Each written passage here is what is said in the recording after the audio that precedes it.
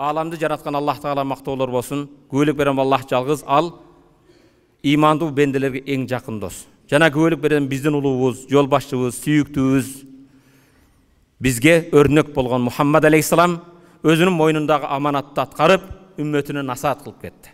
Ал насааттарында пайгамбар саллаллаху алейхи вассалам: "Я юханнас тубу илаллах фа инна атубу фил яуми ми'ата марра." О инсандар, жаратканга тооба кылгыла, албетте мен күнүгө 100 жолу тооба кыламын дейт. Өзүмдүн бүгүнкү жума хутбасын кыска аңгеменен аяктайм. Кыска аңгеме кулагыңарга кулак сырга болсун. Ал кыска аңгеме ушундай.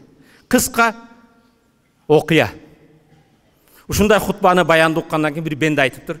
Кудайым буйрса, биз көп айтып калат, Кудай буйрса.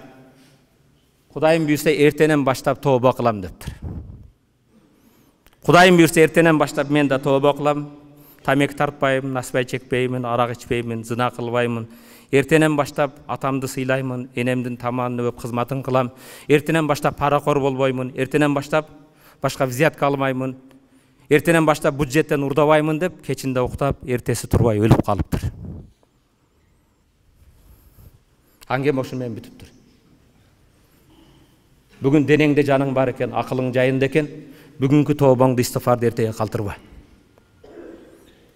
Эрте эмне болорун билбейсиң.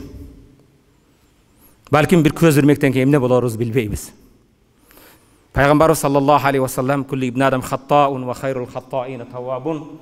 Бардык адам баласы ката кылуучу, ката кылгандардын эң жакшысы катасын мойнуна алып тооба кылгандар дейт. Пайгамбар: "Ат-таибу миназ-замби камал ла занбалах."